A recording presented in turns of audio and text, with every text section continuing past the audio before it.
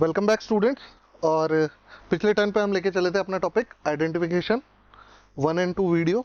अब हम चल रहे हैं अपने थर्ड वीडियो की तरफ। इस टॉपिक का नाम है एस्फिक्सिया। अब देखो, एस्फिक्सिया के बारे में हम बात करें तो इन जनरल आपके दिमाग में एस्फिक्सिया को सुन के क्या आता है? हैंगिंग, स्ट्रैंगुलेशन, ये सारी डेथ्स या मैकेनिज्म क्या है? डिफेक्टिव एरेशन से रिलेटेड। डिफेक्टिव एरेशन का मतलब है कि ब्लड के अंदर ऑक्सीजन आ नहीं पाती और CO2 एक्सक्रीट नहीं हो पाते। अगर ये कंडीशन कंटिन्यू रही तो अनकॉन्शियसनेस हो जाएगी, और अगर फिर फर्दर कंटिन्यू रही तो उसमें सब्जेक्ट की डेथ हो जाएगी। This is called as mechanism या डेफिनेशन ऑफ एस्फिक्सिया। अब इसका लिटरल मीनिंग क्या होता है एस्फिक्सिया का? That means absence of pulse या पल्सनेसनेस। ये आपके वाइवा से रिलेटेड क्वेश्चन है। अब जब कभी भी एस्फिक्सियल डेथ होंगी तो उसके अंदर आपको एक ट्रायड दिखेगा, जिसके अंदर आपको दिखेंगे cyanosis, congestion and petechial haemorrhages. Cyanosis के बारे में आप जानते हैं, bluish discolouration of the mucous membrane, और उसके अंदर आप देखते हैं वो 5 मिलीग्राम 10 मिलीग्राम पर डेसीलीटर मैनिफेस्टेशन के लिए, वो सब आप अपने फिजियोलॉजी में फर्स्ट ईयर में पढ़ चुके हैं। कंजेशन का मतलब है pooling of blood in the vessels of an organ. And third is petechial haemorrhages, जिसका मैकेनिज्म हम आगे पढ़ेंगे। पर पेटिचल हेमरेजेस क्या होते हैं? छोटे छोटे माइक्रो हेमरेजेस स्पॉट्स होते हैं जो स्किन पे आपको दिखते हैं। और ये कौन से एरियाज में आपको दिखते हैं? जहाँ पे कैपिलरीज जो होती है लीस्ट सपोर्टेड होती है, जैसे कि फेस, कंजक्टाइवा और लंग्स। लीस्ट सपोर्टेड का मतलब यहाँ पे इनके आसपास कोई सॉलिड कनेक्टिव टिश्यू नहीं होता है। अब ये जो पेटिचल हेमरेजेस होते हैं इनको बोलते हैं टार्डियो स्पॉट्स या बेयार्ड स्पॉट्स, इस नाम से भी इनको जाना जाता है। इनके बारे में स्पेशलिटी क्या है कि ये पैथोग्नोमिक नहीं होते हैं। इसका मतलब इनकी प्रेजेंस एस्फिक्सिया को कंफर्म नहीं करती है और इनकी एब्सेंस एस्फिक्सिया को रूल आउट नहीं करती। जैसे इन diseases like scurvy, electrocution, electric current के केस में या पॉइजनिंग के केसेस में आपको टार्डियो स्पॉट्स या पेटिचल हेमरेजेस दिखते तो हैं, लेकिन वो एस्फिक्सियल डेथ नहीं होती है।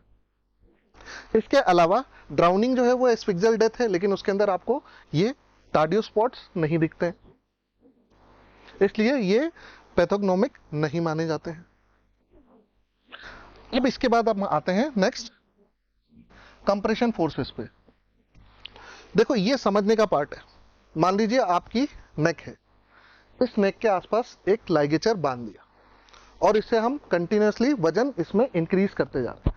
जैसे फॉर एग्जांपल सबसे पहले हमने 2 किलोग्राम का वजन इस गले पे लटकाया, तो सबसे पहले क्या कंप्रेस होगा? Jugular vein.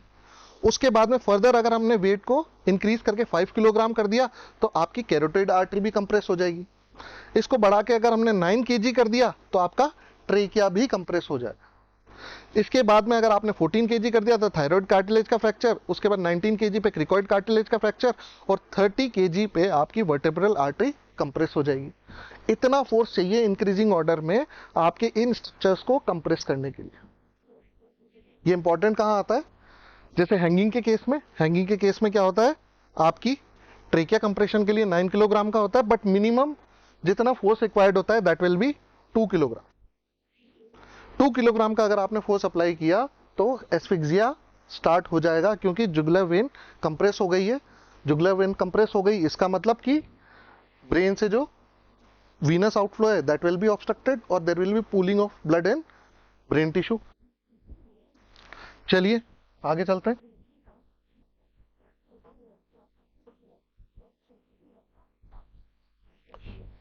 इसके बाद आपने बेसिक मैकेनिज्म पढ़ लिया एस्फिक्सिया का।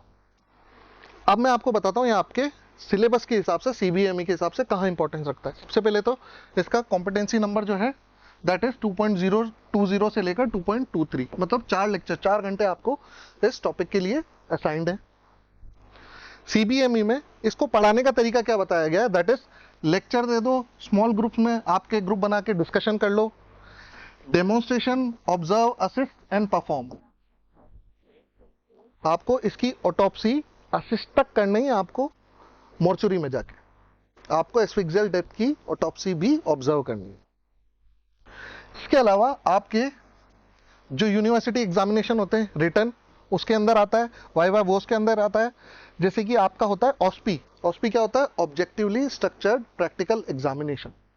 इसके अंदर आपको क्या करेंगे? हो सकता है आपको एक लाइगेचर दे दें, एक रस्सी दे दें, बंधी हुई, नॉट बंधी हुई, और बोलेंगे इसका एग्जामिनेशन करो। या फिर आपके सामने एक मैनिक्विन या डमी रख देंगे, उसके गले पे लाइगेचर मार्क होगा, बोलेंगे आपको इसके ऊपर कमेंट करो, और इस कमेंट में फीचर्स क्या होंगे, एक्सटर्नल फाइंडिंग क्या होगी, इंटरनल फाइंडिंग क्या होगी, और कॉज ऑफ डेथ क्या होगा।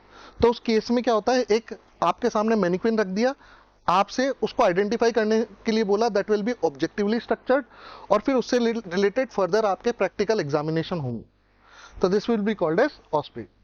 डोमेन, डोमेन जो है आपका इसका है नोज, मतलब कि क्या है, मतलब कि एस्फिक्सिया क्या है, कितने टाइप के हैं, और क्या क्या चीजें, क्या क्या फीचर्स उसके अंदर होते हैं, ये आपको पता होना चाहिए। नोज हाउ, क्यों है, ये भी आपको पता होना चाहिए। कोर कंपिटेंसी, यस, आप ही की कोर कंपिटेंसी है, मतलब आप ही के प्रोफेशन की है, आपको ये आनी चाहिए आइडियल इंडियन मेडिकल ग्रेजुएट बनने के लिए।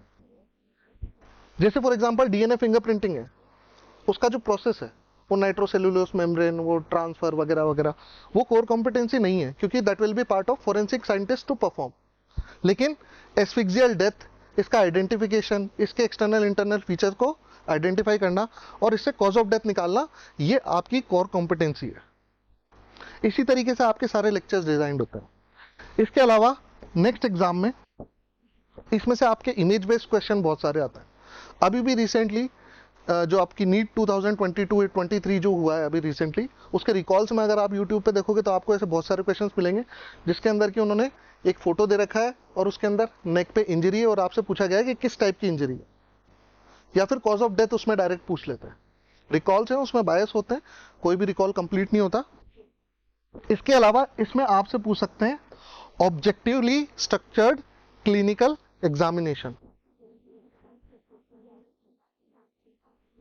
सिमिलरली प्रैक्टिकल एग्जामिनेशन की तरह हो सकता है।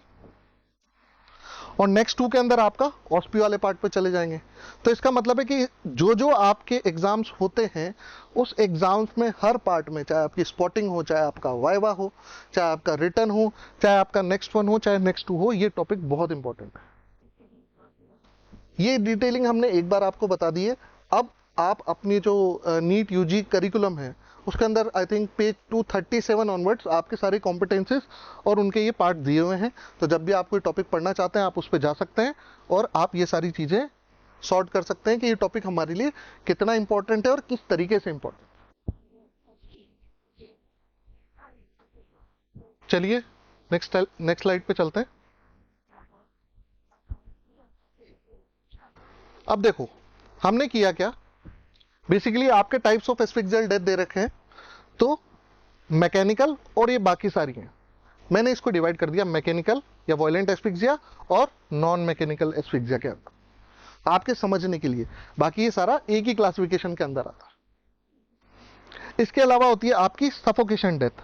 अगर हम मैकेनिकल एस्फिक्सिया वाली जो डेथ्स हैं या हैपनिंग्स हैं, उसके अंदर से हैंगिंग, स्ट्रैंगुलेशन और ड्राउनिंग, हैंगिंग, स्ट्रैंगुलेशन और ड्राउनिंग को एक्सक्लूड कर दें, तो that will be called as suffocation.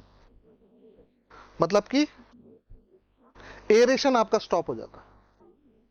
ठीक है, अब इसमें ये आपको दे रखे हैं पार्ट्स, स्मोदरिंग, गैगिंग, ये हम रेस्पिरेटरी ट्रैक्ट और एयर फ्लो के ट्रैक्ट के पोजीशनिंग के बेसिस पे इनको एक्सप्लेन करते चलेंगे।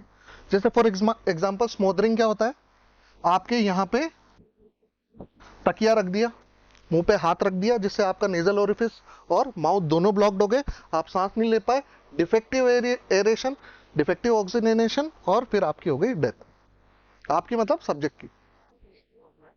इसके बाद आता है गैगिंग। गैगिंग का मतलब क्या होता है, यहां पे आपके माउथ में कोई कपड़ा या कोई ऑब्जेक्ट अंदर प्रेस कर दिया, जिसकी वजह से आपका जो आप सांस नहीं ले पाए और वो नेजोफेरिंक्स में चला गया और ये पूरा सप्लाई जो है ये ब्लॉक हो गई। चोकिंग का मतलब क्या है कि ऑब्स्ट्रक्शन जो है at the level of larynx आ जाएगा। जैसे कि सिक्का निकल लिया बच्चे ने, उसकी सांस रुक गई, एस्फिक्सिया। बटन हो गया, अंगूर का दाना हो गया, ये सब आपके ट्रेकिया में लॉज हो जाते हैं और एयर फ्लो को ऑब्स्ट्रक्ट कर देते हैं। इसके बाद हैंगिंग स्ट्रैंगुलेशन तो हम डिटेल में पढ़ने वाले हैं। उसमें क्या होता है, ट्रेकिया के लेवल पे कंप्रेशन हो जाता है।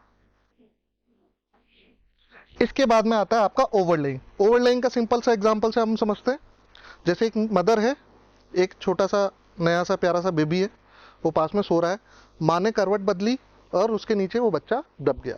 उस केस में क्या हो गया, उनकी माउथ, नोज और चेस्ट वॉल तीनों फिक्स हो गए, एक्सपैंड नहीं हो पाए और मुंह से, नाक से वो बच्चा सांस नहीं ले पाया।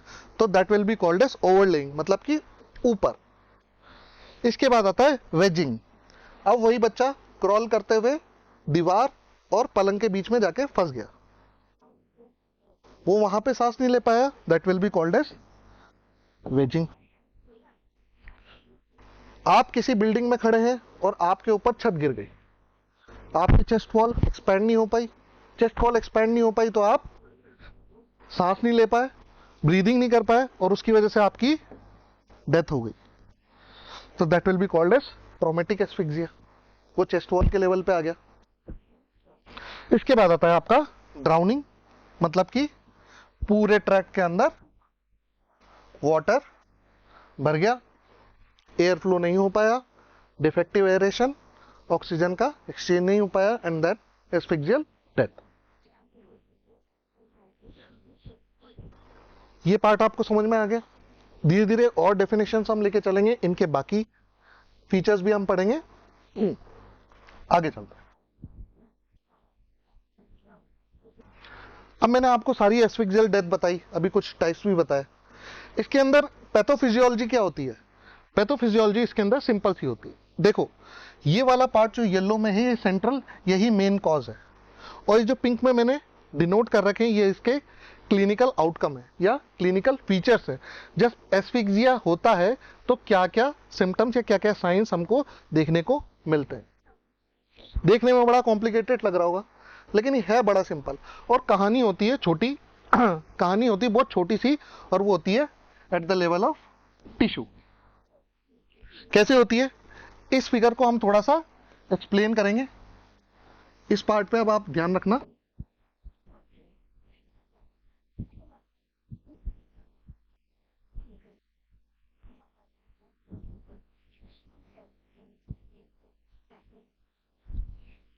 तो देखो कि ये क्या है, इसको आप सेल मान लो, टिश्यू मान लो या कोई ऑर्गन मान लो। ये आ रही है आर्टरी, इसको ब्लड दे रही है, ऑक्सीजन दे रही है, और यहां से निकल रही है वेन जो कि इसका ब्लड ड्रेन कर रही है। एग्जाम्पल मान लीजिए, अभी राइट नाउ इस ऑर्गन को मिल रही है 100 मिलीग्राम ऑक्सीजन पर मिनट नॉर्मल सर्कमस्टेंसेस में। एस्फिक्सिया स्टार्ट हुआ, अब क्या हुआ, इसके पास में जो ऑक्सीजन आ रही थी, क्योंकि डिफेक्टिव ऑक्सीजनेशन हो गया, तो अब आ रही है इसके पास 50 मिलीग्राम पर मिनट। हाइपोथेटिकल फिगर्स हैं, वो 16, 21, 5 मिलीग्राम पर डेसीलीटर पर मिनट, उससे हम कंपेयर नहीं कर रहे हैं, आपको समझाने के लिए फिगर्स मैंने दिए। तो इस केस में क्या होगा, टिश्यू बोलेगा नहीं मुझे तो पूरा 100 मिलीग्राम चाहिए। अब इसमें तो क्या है, फ्लो पर एमएल इसके पास ऑक्सीजन जो है अब घट गई है क्योंकि एस्फिक्सिया हो गया है। तो ये बोलेगा, ये जो वेसल है ये बोलेगी कि चलो हम आपका फ्लो बढ़ा देते हैं, हम आपका फ्लो डबल कर देते हैं। फ्लो डबल करते ही वापस इसको 100 मिलीग्राम मिलने लग गया। लेकिन इसके लिए इसको क्या करना पड़ा, अपना डायमीटर इंक्रीज करना पड़ा। वेसल बड़ी हुई, उसने उतना ही 100 मिलीग्राम पर मिनट टिश्यू को डिलीवर करना स्टार्ट कर दिया। एस्फिक्सिया फिर भी कंटिन्यूड है। अब क्या होगा, अब हो गया नेचुरली 25 मिलीग्राम, फिर और वेसल एक्सपैंड होगी, लेकिन वेसल की भी एक लिमिट है। जितनी इसकी कैपेसिटी होगी कैपिलरी की, ये उतना एक्सपैंड करेगी और ब्लड फ्लो आगे पहुंचाएगी, जो कम हो रही है ऑक्सीजन उसको कंपनसेट करने के लिए। लेकिन एक टाइम के बाद क्या होगा, ये बर्स्ट हो जाएगी।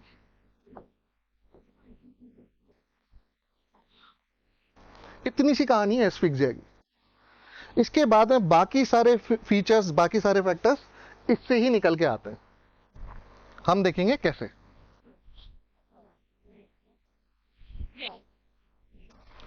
एस्फिक्सिया हुआ, ऑक्सीजन टेंशन कम हुआ, कैपिलरी डायमीटर इंक्रीज हुआ, इसकी वजह से क्या होगा, कैपिलरी रप्चर हो जाएगा और आपको मिलेंगे कार्डियो स्पॉट्स या पेटिचल हैमरेजेस।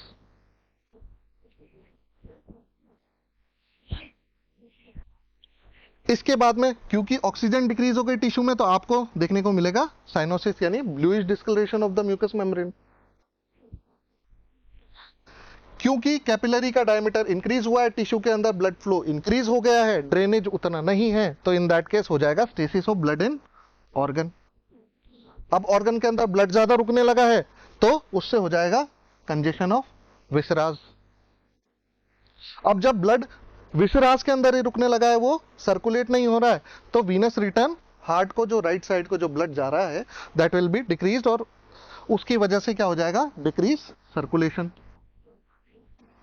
और जब सर्कुलेशन ही डिक्रीज हो गया तो पहले एस्फिक्सिया चल रहा था, अब फर्दर ऑक्सीजनेशन और कम हो गया, और एस्फिक्सिया हो गया, और डिक्रीज ऑक्सीजन टेंशन, और इंक्रीज इन कैपिलरी डायमीटर, और कैपिलरी रप्चर। तो ये एक विशियस साइकिल पूरी की पूरी बन जाती है। ये होती है pathophysiology of asphyxia. Reason being, tissue को अपना 100 मिलीग्राम का ऑक्सीजन तो चाहिए, जब तक तोड़ेंगे नहीं तब तक छोड़ेंगे नहीं, जब तक ये कैपिलरी को तोड़ती नहीं है तब तक उससे डिमांड करती रहती है, और कैपिलरी भी उसकी डिमांड को पूरी करने की कोशिश करती रहती है। उसी की वजह से होता है capillary rupture, stasis of blood, visceral congestion, decrease venous return, फिर decrease circulation, decrease oxygenation, and then further asphyxia की साइकिल कंटिन्यू हो जाती है। इसके अलावा ये और फीचर्स हैं, sphincter relaxation, stool, urine, semen, इनका पास आउट होना, ब्लड फाइब्रिनोलाइसिस की वजह से फ्लूइड ब्लड होना, और इस साइनोसिस की वजह से पोस्टमार्टम स्टेनिंग भी कैसी आती है इसमें, डीप ब्लूइश वॉयलेट। तो अब आपको समझ में आ गई पैथोफिजियोलॉजी ऑफ एस्फिक्सिया। चलिए आगे बढ़ते हैं। हमने देखा था पिछली स्लाइड में मैकेनिकल और नॉन मैकेनिकल, अब इनको अब आगे हम डिटेल में पढ़ते हैं। ये जो आगे की जो 3 स्लाइड्स हैं, इनसे अनगिनत क्वेश्चन बने हुए हैं आपके नीट पीजी में, और आपको इनके बीच में डिफरेंशिएशन बहुत अच्छे से याद होना चाहिए, ठीक है। पैथोलॉजिकल एस्फिक्सिया क्या होता है, जैसे कि लेरिंजियल इडीमा हो गया, स्पाज्म हो गया, ट्यूमर हो गया, एब्सेस हो गया, इसकी वजह से क्या होगा, एयर फ्लो ऑब्स्ट्रक्ट हुआ, पैथोलॉजिकल कॉज की वजह से वो हो गया पैथोलॉजिकल एस्फिक्सिया। सीएनएस डिप्रेसेंट, जैसे कि ज्यादा बेंजोडाइजिपिन ले ली, ज्यादा फिनोबार्बिटोन ले ली, साइनाइड पॉइजनिंग हो गई, हिस्टोटॉक्सिक एनोक्सिया हो गया, उस केसेस में हो जाएगा ये टॉक्सिक या chemical asphyxia. Carbon monoxide poisoning हो गई, या सीवर में जैसे कि जो सीवर साफ करने वाले कर्मचारी होते हैं वो, उनकी डेथ हो गई, that will B environmental asphyxia. Traumatic हम पढ़ चुके हैं, दैट इज ट्रॉमेटिक एस्फिक्सिया। यहाँ पे ट्रॉमेटिक रीजन है नॉन मैकेनिकल एस्फिक्सिया के। इसके अंदर क्या हो गया, ब्लंट ट्रॉमा हुआ चेस्ट को, या तो फ्लेल चेस्ट हो गया, टेंशन न्यूमोथोरेक्स हो गया, हीमोथोरेक्स हो गया। इन सारे केसेस के अंदर क्या होगा, आपका चेस्ट वॉल का एक्सपेंशन खत्म हो गया, या चेस्ट वॉल के एक्सपेंशन की दिक्कत की वजह से आपका डिफेक्टिव ऑक्सीजनेशन हो गया, तो that will be called as traumatic non mechanical asphyxia.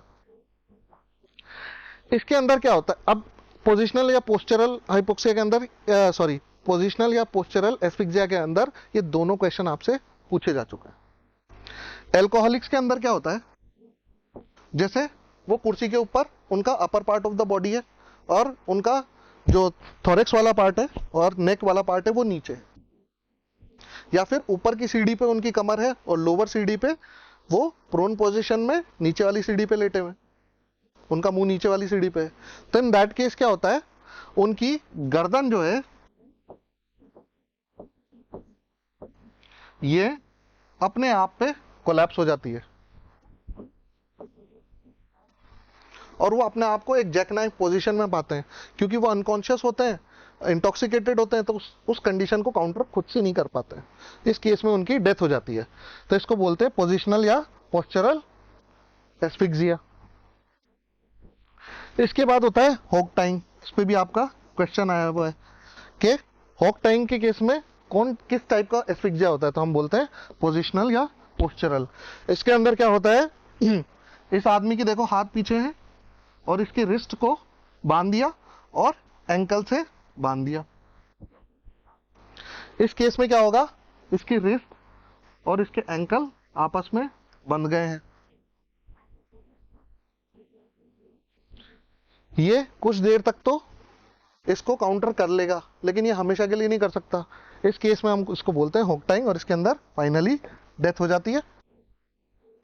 अगर ये लाइगेचर जो है, जो रिस्ट और एंकल को बांधे हुए, इतना लंबा है कि ये पूरा प्रोन पोजीशन में आ जाए, तो फिर तो डेथ नहीं होगी, फिर तो आराम से लेटा रहेगा हाथ पीछे करके। लेकिन अगर हाथ उठा दिए, एंकल उठा दिया, तो दिस उस कंडीशन को हम बोलते हैं हॉक टाइम। इसके बाद आते हैं कुछ एनेस्थेटिक एजेंट्स ऐसे होते हैं जिसके अंदर रेस्पिरेटरी डिप्रेशन हो जाता है, तो वो भी एक कॉज होता है आपके एस्फिक्सिया का।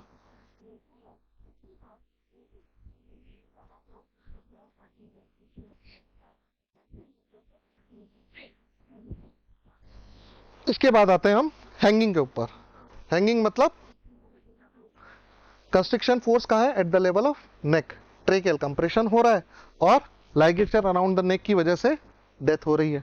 अब इसके अंदर पार्ट 1 हो गया आपका, जैसे कि लिंचिंग। यूएस के अंदर नीग्रोस को व्हाइट लोग जो है वो पूरे ग्रुप में एक साथ मॉब मिलके और उनको लटका दिया करते थे, मॉब मेंटालिटी, ठीक है। तो this is a form of homicidal hanging, मतलब मर्डर करते हुए हैंगिंग। तो ये इसको क्या बोलते हैं हम, लिंचिंग। पूरी मॉब मिलके एक आदमी को उठा के और फांसी पे लटका दे। आरआरआर के अंदर भी हमने देखा था। इसके बाद आती है जुडिशियल हैंगिंग।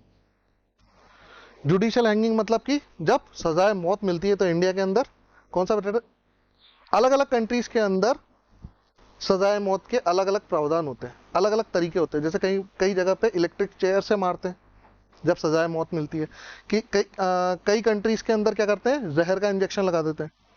इंडिया में क्या है, hanging is the method of choice. उस हैंगिंग को बोलते हैं हम जुडिशियल हैंगिंग। अब जुडिशियल हैंगिंग के अंदर क्या है, सबसे इंपॉर्टेंट क्वेश्चन आपसे क्या पूछा जाता है कि नॉट कहां पे होती है, तो नॉट इज सबमेंटल। सब ऑरिकल भी हो सकती है, लेकिन द नॉट इज सबमेंटल।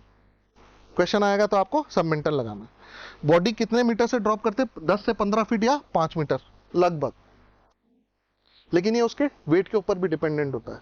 अगर उसका वजन ज्यादा है तो चाहे आप उसको 2-3 मीटर ही गिराओ, उसकी जुडिशियल हैंगिंग हो जाएगी। आपने देखा है ना, वो जल्लाद जो होता है वो खटका खींचता है, तो जैसे ही वो खटका खींचता है, गले में लाइगेचर बंधा होता है, ऊपर सस्पेंशन पॉइंट होता है, जैसे ही वो जल्लाद खटका खींचता है तो बॉडी एकदम से प्लेटफॉर्म से नीचे जाती है, फ्री फॉल होती है, फिर एकदम से टेंशन, और उसकी वजह से उसकी C2 C3 अलग अलग हो जाती है। इसके बारे में हम पढ़ेंगे। डेथ किस वजह से होती है इसमें, देखो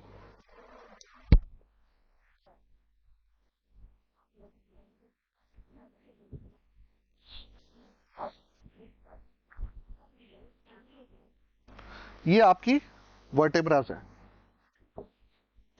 ये हो गई आपकी C1 जिसके अंदर खोखला होता है, जिसके अंदर C2 का डेंस जाता है, और ये हो गई आपकी C3 वर्टेब्रा। तो जब वो एकदम फ्री फॉल होता है, फिर एकदम से रस्सी उसको रोक देती है फ्री फॉलिंग से, तो फोर्स पड़ता है अपर पार्ट पे, मतलब ऊपर की तरफ फोर्स पड़ता है, और कहां पे, ये जो नेक बोन होती है वो इस लेवल पे ब्रेक हो जाती है, और ये जो डेंस होता है ये जाके स्ट्राइक होता है रेस्पिरेटरी सेंटर्स पे, उसकी वजह से हो जाती है इमीडिएट डेथ। तो हम क्या बोलते हैं, क्या क्या होता है जुडिशियल हैंगिंग के अंदर, बहुत इंपॉर्टेंट पार्ट है, that is fracture dislocation of C2 C3, fracture of pedicle lamina of C2 के अंदर ये जो होता है इसका फ्रैक्चर हो जाता है। इसके अलावा spondylolisthesis of C2 over C3, C2 जो है वो स्लाइड कर जाता है, तो फ्रैक्चर डिसलोकेशन हो जाता है उसका। इसके अलावा प्लस माइनस है, ये फीचर हो भी सकते हैं या नहीं भी हो सकते हैं, जैसे कि stretching and tearing of cervical spine, खिंच भी सकती है और एवल्जन भी हो सकता है उसका। इसके अलावा फ्रैक्चर ऑफ ओडोंटॉइड प्रोसेस, इस ओडोंटॉइड प्रोसेस का भी फ्रैक्चर हो सकता है। ये प्लस माइनस है, हो या ना हो। फिर चलते हैं हम अपनी नेक्स्ट स्लाइड के ऊपर। अब हम देखेंगे बाकी मेथड।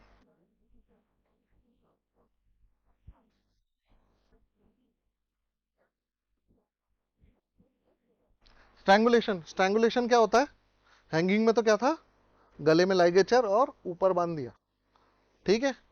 स्ट्रैंगुलेशन में क्या होता है, लाइगेचर होता है गले में और कोई पीछे से उसको खींचता है, ठीक है।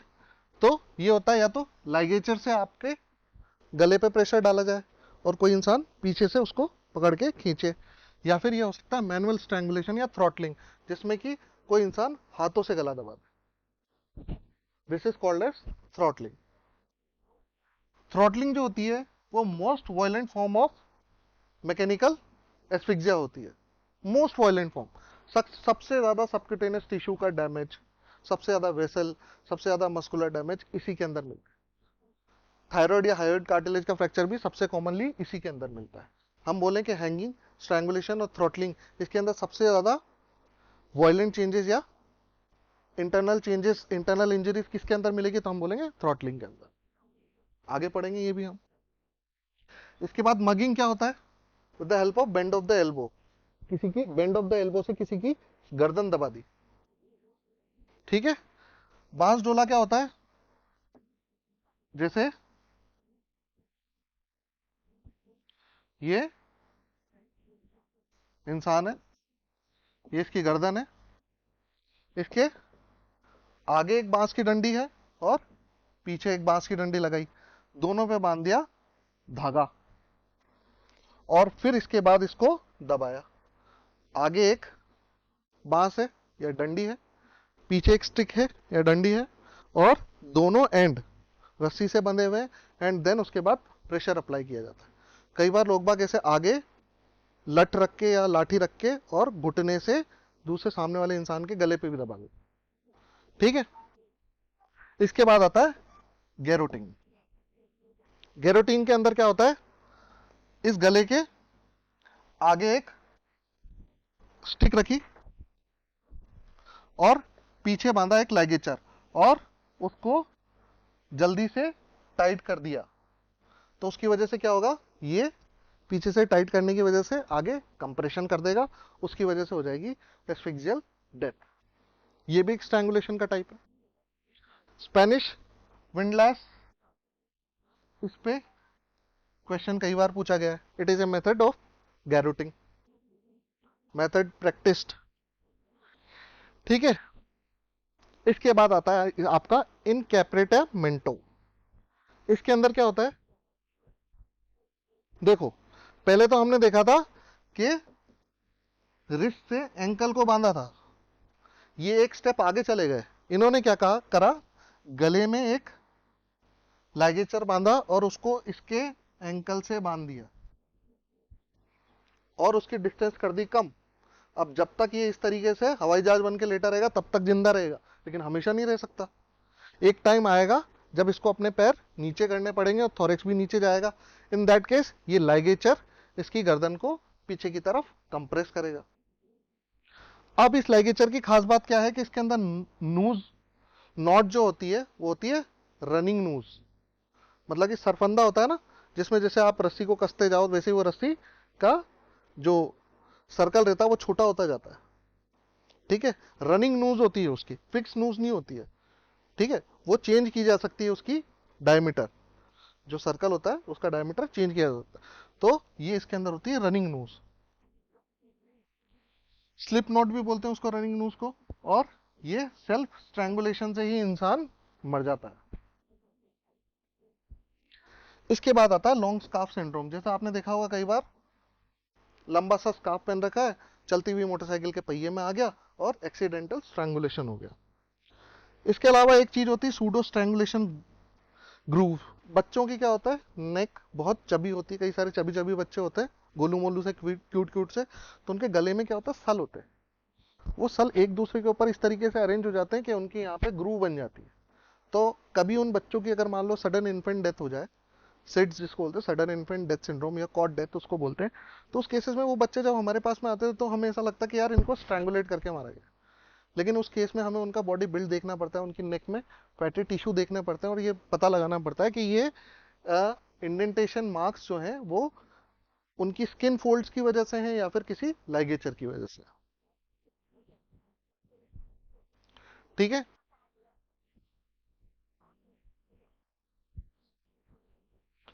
इसके बाद में मैंने आपको बताया था सफोकेशन। सफोकेशन क्या होता है? पूरी वायलेंट या मैकेनिकल एस्फिक्सियल डेथ में से हैंगिंग, स्ट्रैंगुलेशन और ड्राउनिंग को निकाल दो, बाकी जो बचेगा दैट इज सफोकेशन। अब सफोकेशन के बारे में हमने पहले भी आपको वो ओरिफिस वाला डायग्राम जो बताया था। ठीक है। सफोकेशन स्मोदरिंग में कहाँ होता है? माउथ एंड नोज के लेवल पे, जैसे किसी के मुंह पे तकिया रखा और उसको दबा दिया, दैट इज स्मोदरिंग। इसके बाद आती है आपकी चोकिंग। चोकिंग के अंदर क्या होता है? Occlusion of airway bye foreign object. किसी के मुंह में कपड़ा ठूस दिया और उसको सांस आनी बंद हो गई, that will be called as choking. Accidental choking, ये बहुत इंपॉर्टेंट क्वेश्चन है। ये वाला जो पार्ट है इससे कम 8 से 10 क्वेश्चन आए 2021 से पहले, 3-4 सालों के अंदर। एक्सीडेंटल चोकिंग क्या होता है? एक इंसान होता है जो क्या होता है, कैफे में जाता है और कोरोनरी सिंड्रोम से मर जाता है, इसको बोलते हैं हम कैफे कोरोनरी। टर्म किसने दी थी? डॉक्टर रॉजर हॉगन ने। क्या हुआ? इंटॉक्सिकेटेड पर्सन एक कैफे में गया, उसने ड्रिंक कंज्यूम की, इंटॉक्सिकेटेड हो गया। अब उसके जो रिफ्लेक्सेस थे वो हो गए डिमिनिश, कम हो गए। अब उसने खाई मच्छी या कोई भी फूड आर्टिकल और वो चला गया, वो डिसलॉज हो गया लैरिंग्स के अंदर। अब एक रिफ्लेक्स कफिंग होती है जिसकी वजह से उसको बाहर निकाला जाता है यूजुअली, लेकिन ये क्योंकि नशे में होते हैं तो इनके वो रिफ्लेक्सेस हो जाते हैं डिमिनिश। अब वो जो फूड पार्टिकल होता है वो स्टिमुलेट करता है आपके लेरिंजल नर्व एंडिंग्स को, उसकी वजह से होता है रिफ्लेक्स वेगल स्टिमुलेशन और उसकी वजह से हो जाता है रिफ्लेक्स कार्डियक अरेस्ट, कार्डियक और कोरोनरी। तो ये टर्म हमको याद रखनी, कैफे कोरोनरी।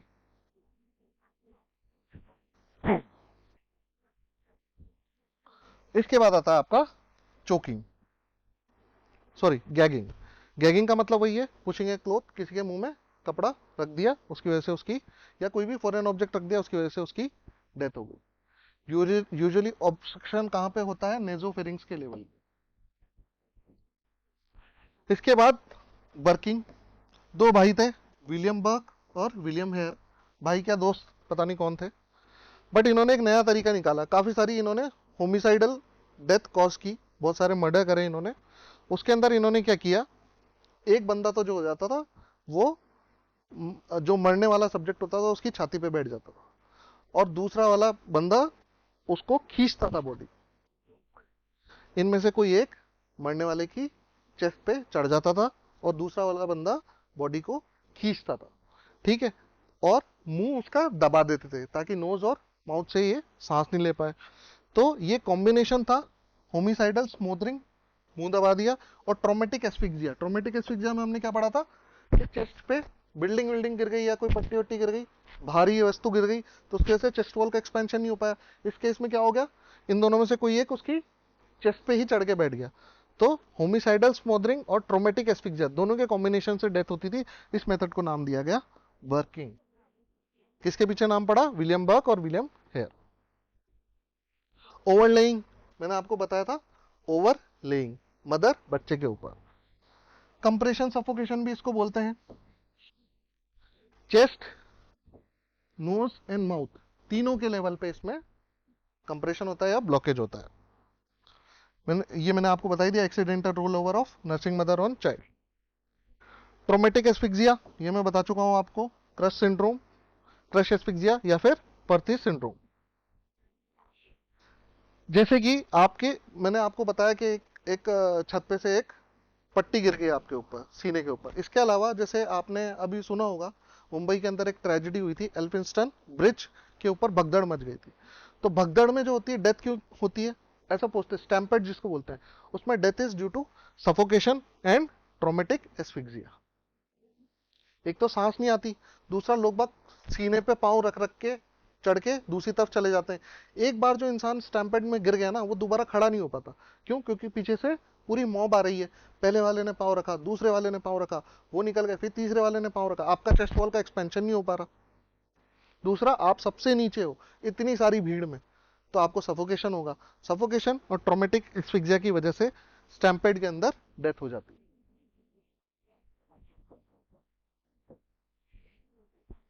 ठीक है। वेजिंग का मैंने बताया था, बच्चा दीवार और पलंग के बीच में फंस जाए, या दो हार्ड सरफेस के बीच में फंस जाए, या कोई एडल्ट ही दो हार्ड सरफेस के बीच में वेज हो जाए, जाके फंस जाए, उसको हम बोलते हैं वेजिंग। तो ये हो गया आपका आज का पार्ट कंप्लीट। नेक्स्ट लेक्चर में हम डिस्कस करेंगे हैंगिंग, स्ट्रैंगुलेशन और हायर्ड बोन फ्रैक्चर्स।